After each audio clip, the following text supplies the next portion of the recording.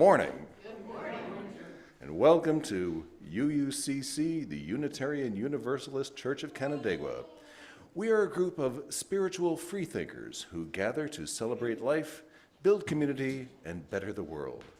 Wherever you are on your spiritual journey, you are welcome here.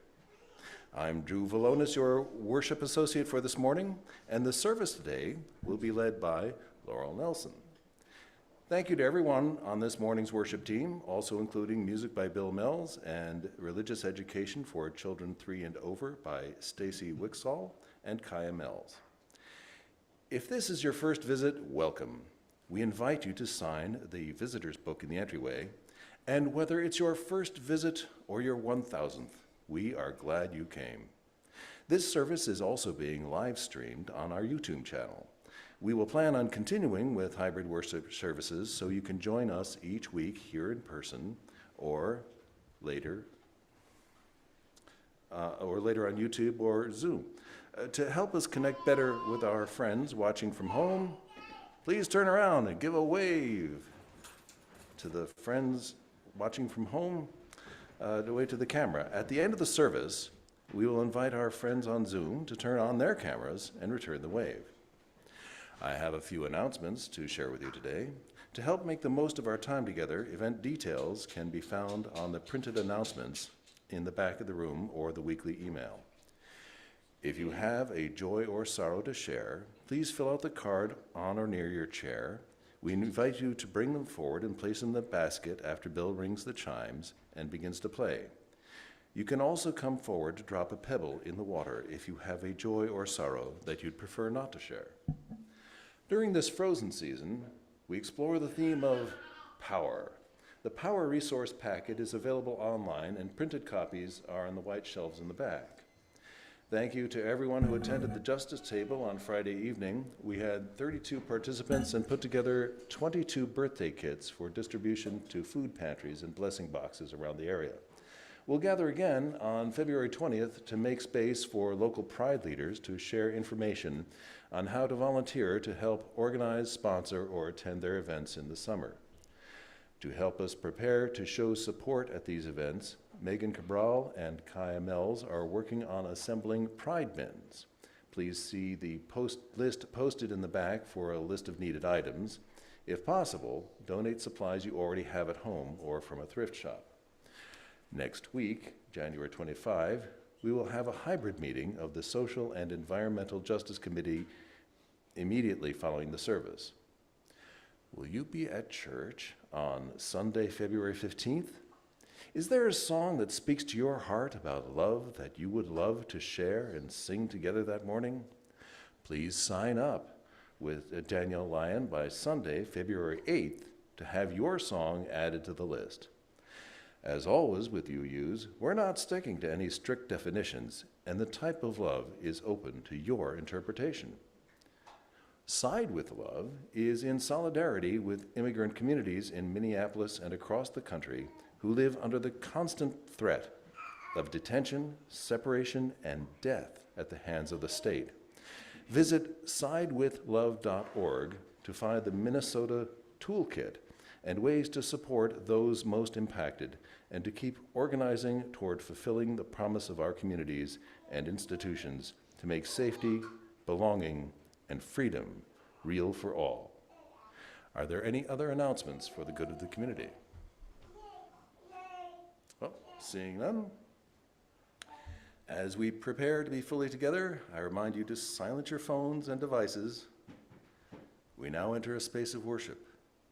Now is the time to bring forward any joys or sorrows, or come up to drop a pebble.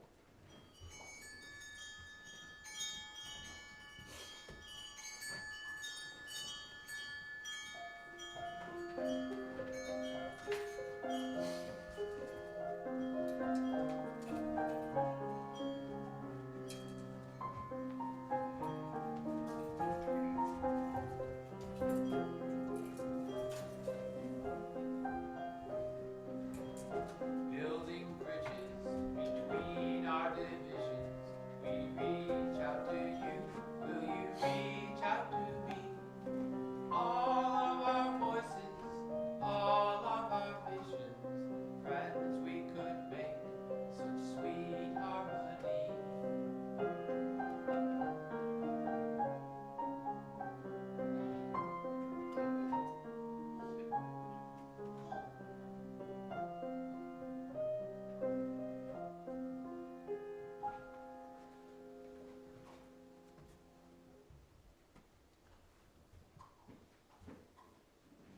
now time to light the chalice. I have a volunteer.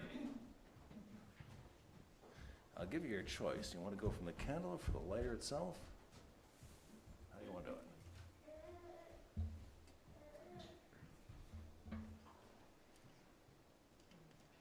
Got it? Okay, you gotta flip that forward and then pull the trigger. There you go. I invite you to join me with me in our chalice lighting words. We gather this hour as people of faith, with joys and sorrows, gifts and needs. We light this beacon of hope, sign of our quest for truth in meeting, in celebration of the life we share together. Good job. That'll do it. Thanks.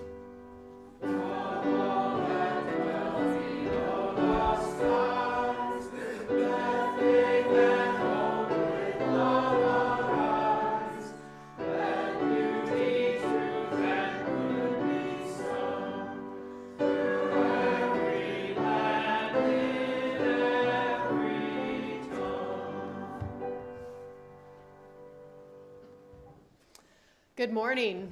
It's such a pleasure to be here with you this morning. My name is Reverend Laurel Nelson, and I'm a Presbyterian minister. I live in Dansville. I run a small nonprofit there called Logum Landing, which you are welcome to come stay with us anytime. It's a retreat ministry, just allowing people, trying to make it affordable for people to have time in nature and just be present to all that nature has to offer us.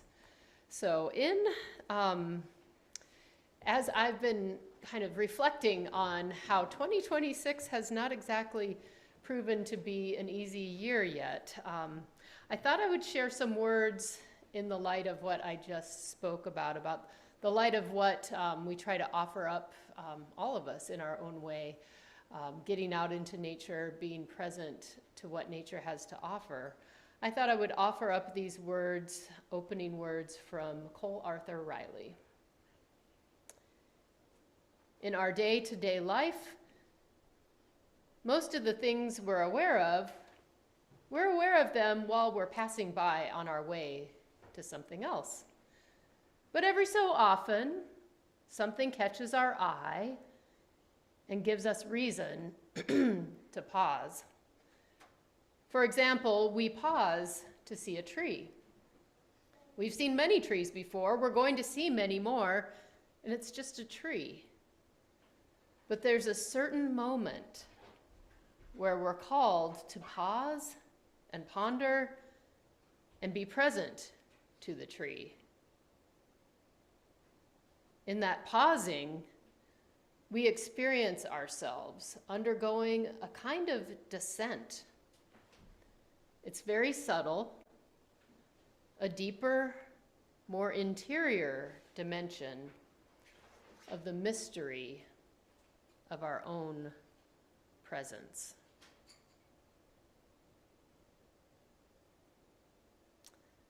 And now may we rise in body or in spirit and join in our opening hymn, which is hymn number 144.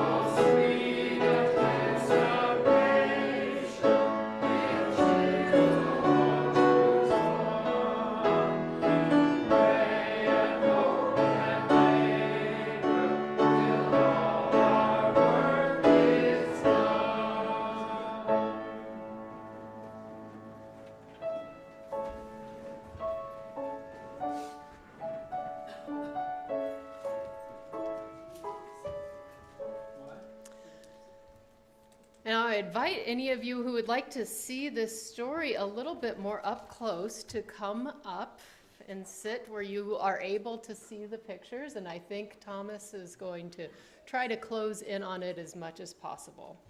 I have a story for us this morning that comes from UUCC Morales. It's called Dreamers.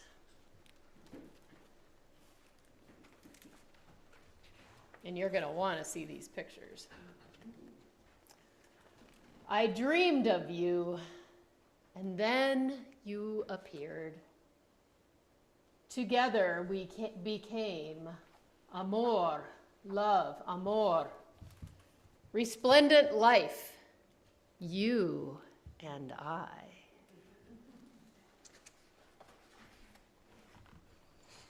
One day we bundled gifts into our backpack, and we crossed a bridge outstretched like the universe.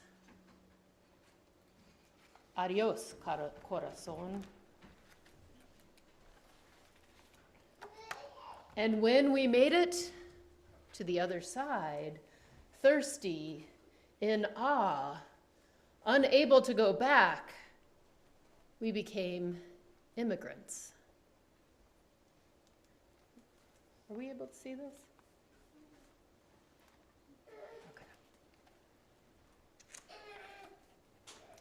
Migrantes, you and I. The sky and the land welcomed us in words unlike those of our ancestors.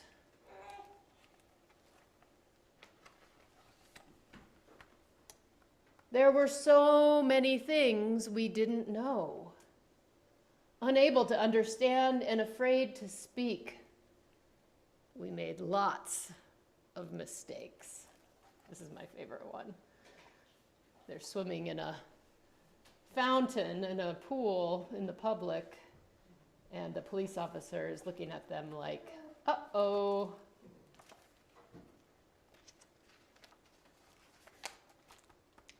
You and I became caminantes. Thousands and thousands of steps we took around this land until the day we found a place we had never seen before. Suspicious, improbable, unbelievable, and surprising.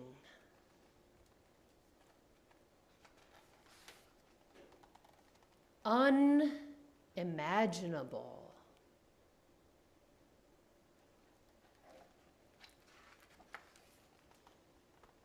Where we didn't need to speak, we only needed to trust.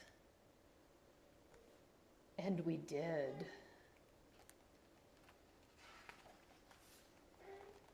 Books became our language. Books became our home. Books became our lives. We learned to read.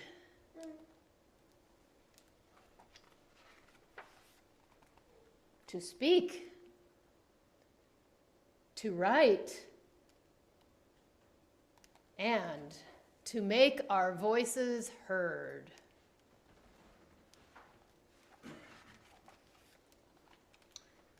Someday we will become something we haven't even yet imagined. But right now, we are stories. We are two languages. We are lucha. We are resilience. We are hope. We are dreamers, soñadores of the world. We are love, amor, love.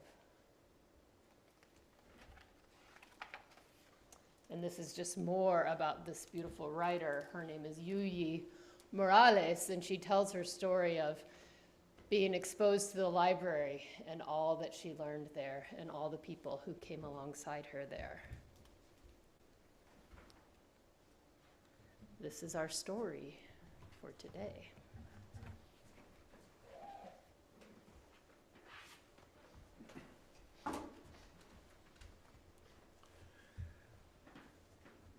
Now is the time in our service to join together in the spiritual practice of generosity. Our gifts of both time and money support our church in its work. Each week, we would like to spotlight a group or committee and thank them for their gift of time. This week is the group is the designated closers. These are the people who volunteer to close up the church after our services. People interested in finding out more can contact Carrie Teague. 1/4 of our plate collection for the frozen season will go to our service partner, Call to Care. Canandaigua Call to Care, Canandaigua, is an all-volunteer organization that welcomes refugees and other displaced persons and provides a support network to help families start a new life in America. They provide housing, transportation, clothing, food, medical care, and household items during their first months and assist families with school or language class enrollment and work authorization applications. You can give to this morning's offering by placing cash or a check into the basket or by one of the options on your screen. Please make a note that your gift is intended for today's offering. We now gratefully accept the offering.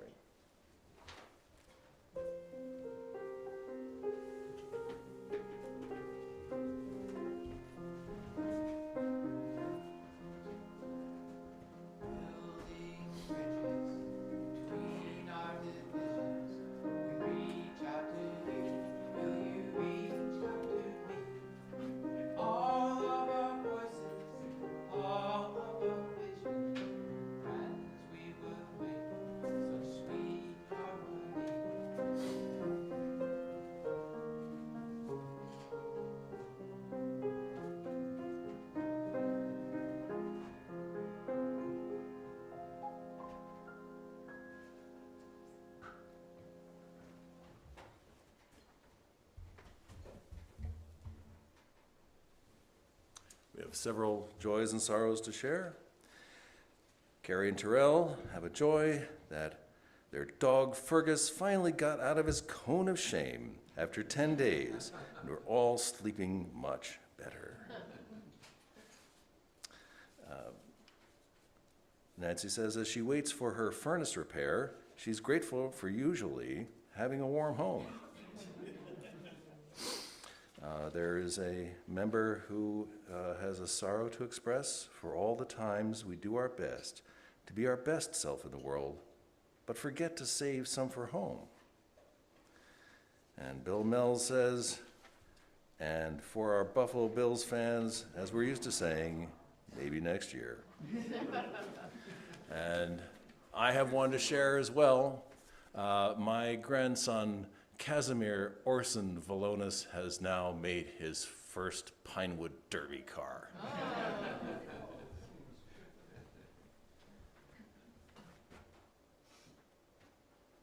Oh, I'm sorry. I will now drop a stone for these and all the joys and sorrows left in the silence of our hearts. Whatever is in your heart today, we are with you, and please say it with me. We are with you. At this time, if there are any children who would like to attend religious education, please go downstairs with Kaya and Stacy.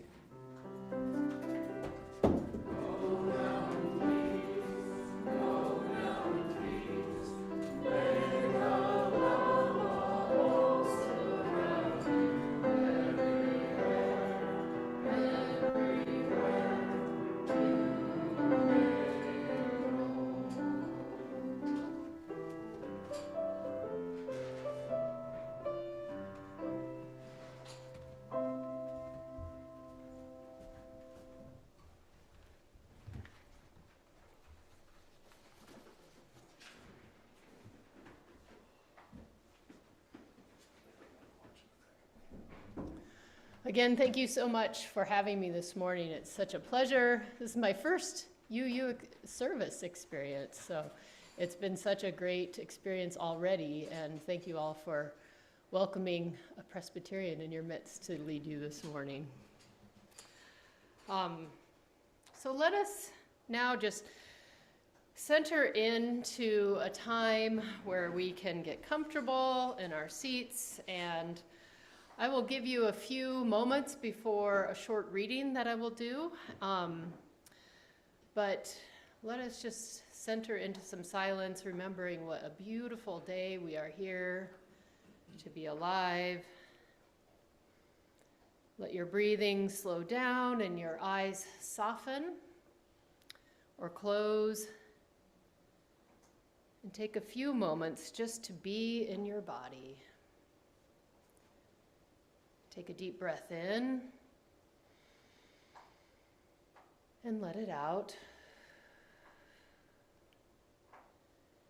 And continue breathing at your own pace, in your own timing.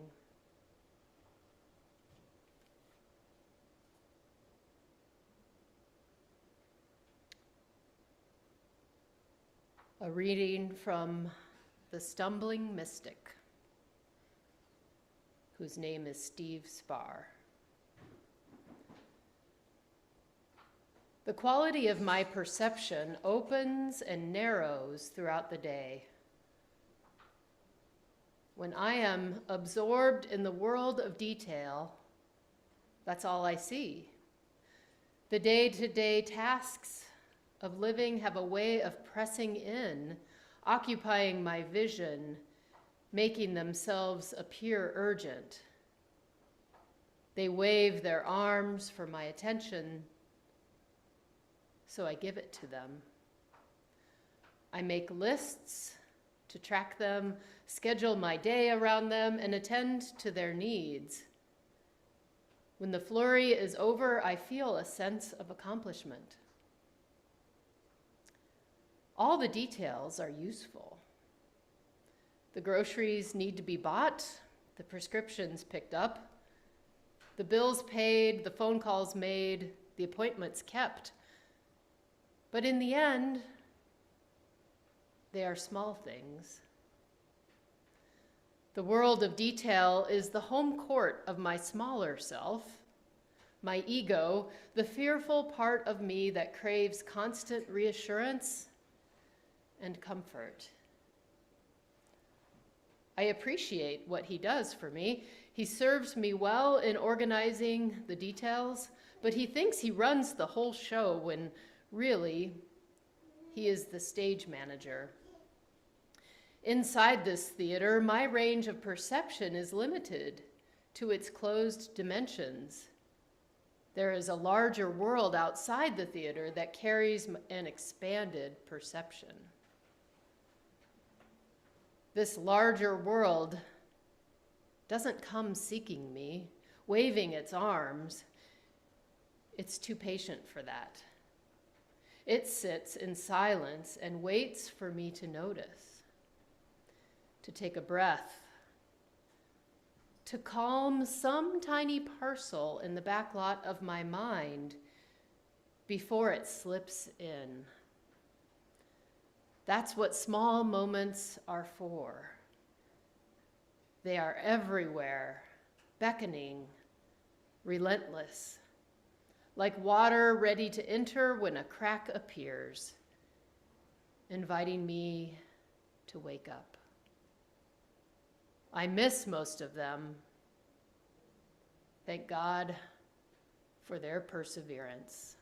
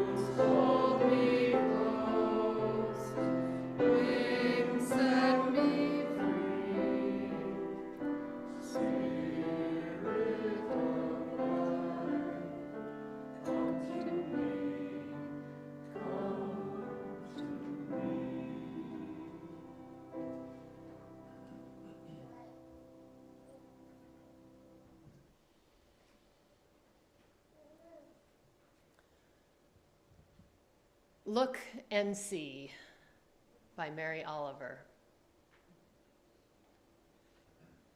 This morning at Waterside, a sparrow flew to a water rock and landed by error on the back of an eider duck. Lightly, it fluttered off, amused. The duck, too, was not provoked, but you might say was laughing. This afternoon, a gull sailing over our house was casually scratching its stomach of white feathers with one pink foot as it flew. O Lord, how shining and festive is your gift to us if we only look and see. Ah, the challenge of looking and seeing in this way. In these times where there is so much seeing, so much witnessing and detail and commentary, so much constriction in our breathing and in our vision, so much going on.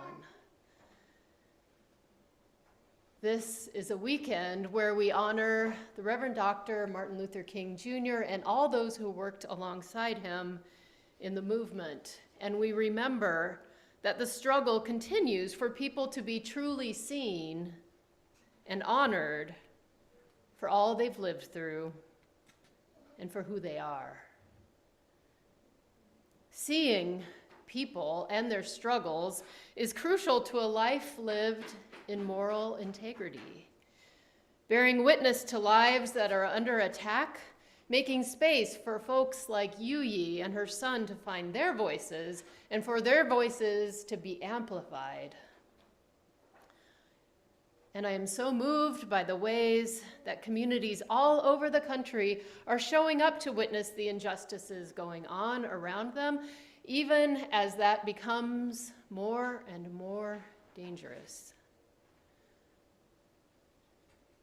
And I'm also struck by how we have so many hours of footage, visual proof from different angles of so many different atrocities done by people in power to people without power. Witnessing and seeing is incredibly important in our world. But in all of this, I wonder, how do we really see? The Department of Homeland Security released ICE agent Jonathan Ross's cell phone video last week in the hope that it would exonerate his fatal shooting of Renee Nicole Good. I know that I'm not alone in saying that when I watched this video, I failed to understand the department's reasoning. To me, the video amplified the humanity of this woman, of the woman shot and her wife, and also showed the dehumanizing brutality of a system that produced a demeaning expletive uttered by either Ross or someone near him after his shots were fired, taking a human life. Not an emergency call for paramedics to possibly save her life. The release of this video was an indicator to me that we can have all the evidence in the world, but if we are seeing in such radically different ways, evidence is determined by the eye of each beholder. The way we seem to be communicating as a society, trading videos we think prove our point, reminds me of Jesus' story in the Gospel of Luke, where a rich man named Lazarus died and he was being tormented in Hades. He went to Father Abraham and begged Abraham to tell Lazarus' brothers so that they could change their behavior and avoid all that he is suffering. And Father Abraham answered him, "They will not listen, even if someone returns from the dead." Modern life plants us in our own lonely algorithms. And it is the responsibility of those of us who want to follow a spiritual path to ask what it is that blocks our deeper seeing. The video and its release connected me to the Stumbling Mystics reflections that I read earlier. The world of detail is the home court of my smaller self, my ego, the fearful part of me that craves constant reassurance and comfort. There is a larger world outside the theater that carries an expanded perception.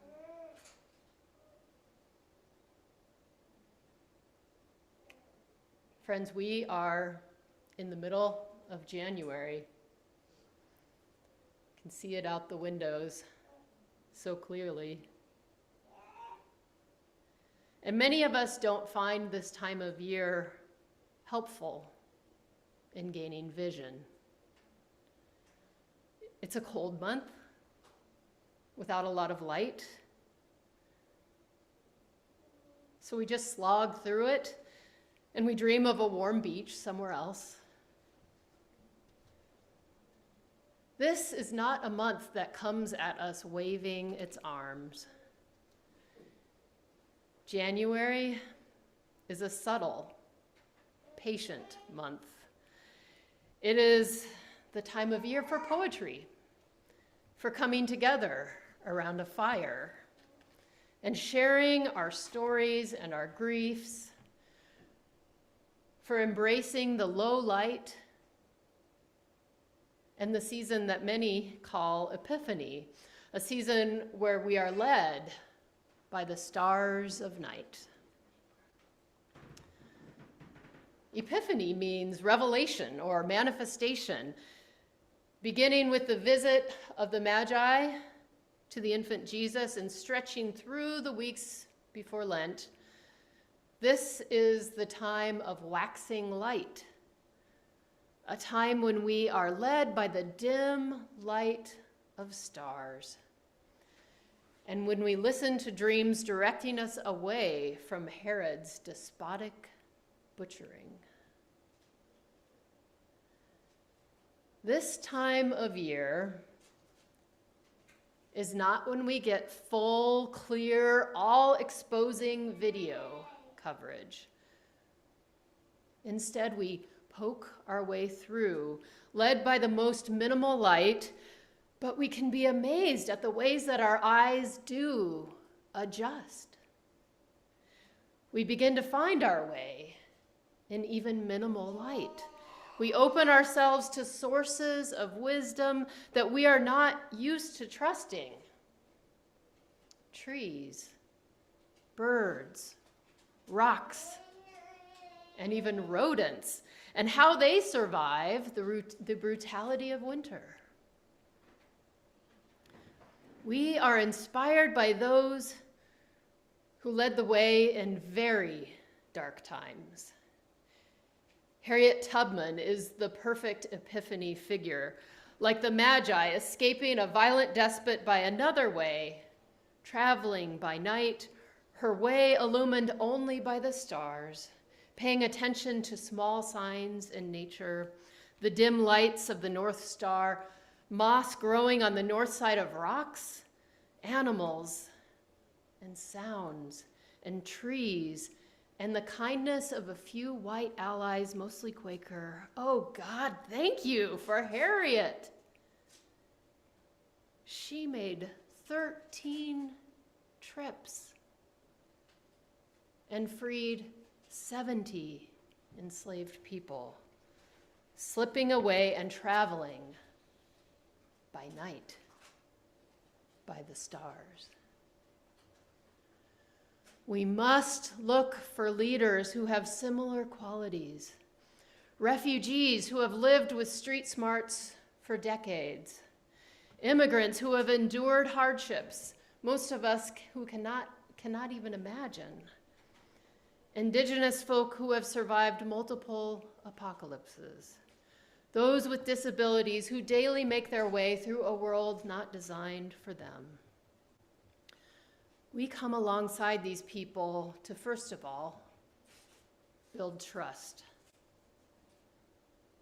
to ask for stories and to share our own, and to humbly ask that they might contribute their wisdom so we might all survive together.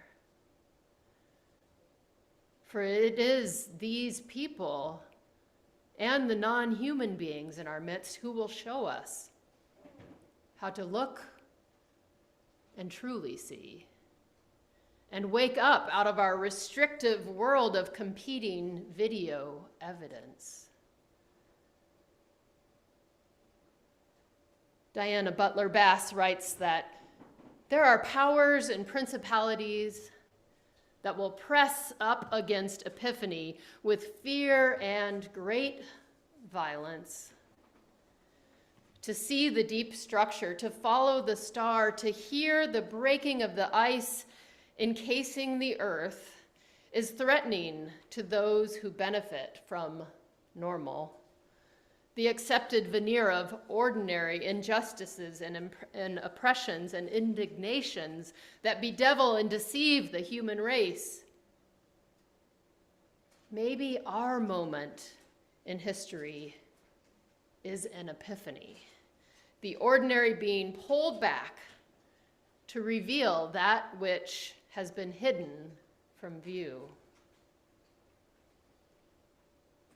We live in awful and awe-filled times. We live in awful and awe-filled times. And it takes an epiphany to reveal which is which.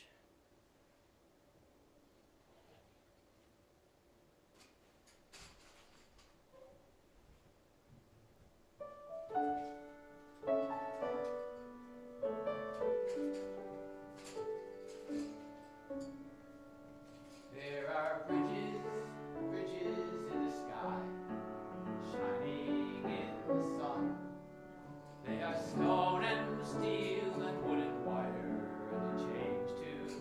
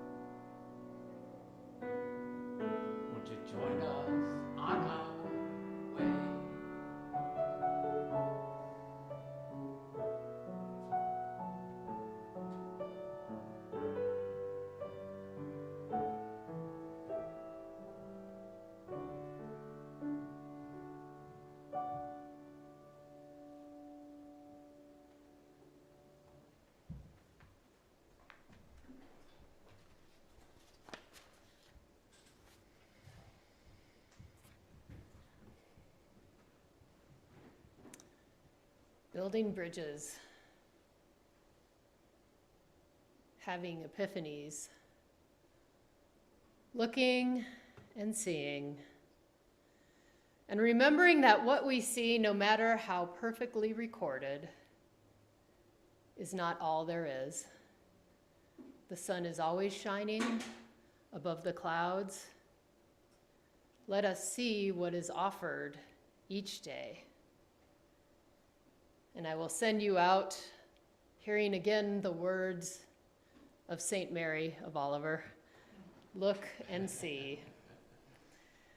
This morning at Waterside, a sparrow flew to a water rock and landed by error on the back of an eider duck.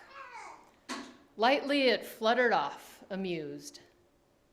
The duck, too, was not provoked, but you might say was laughing. This afternoon, a gull sailing over our house was casually scratching its stomach of white feathers with one pink foot as it flew. O Lord, how shining and festive is your gift to us if we only look and see.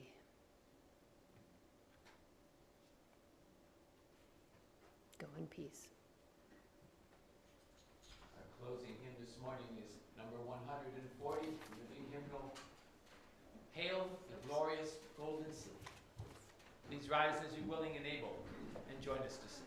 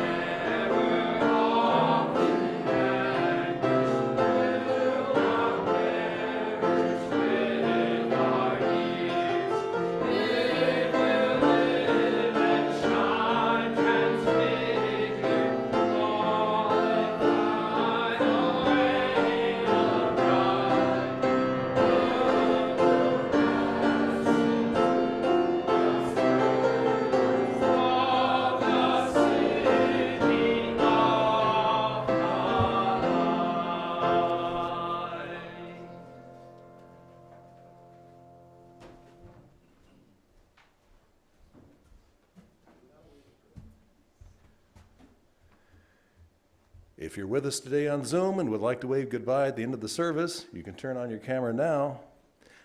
Please join me in our words for extinguishing the chalice. And it is still going, so.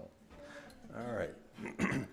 We extinguish this flame, but not the light of truth. the warmth of community, or the fire of commitment.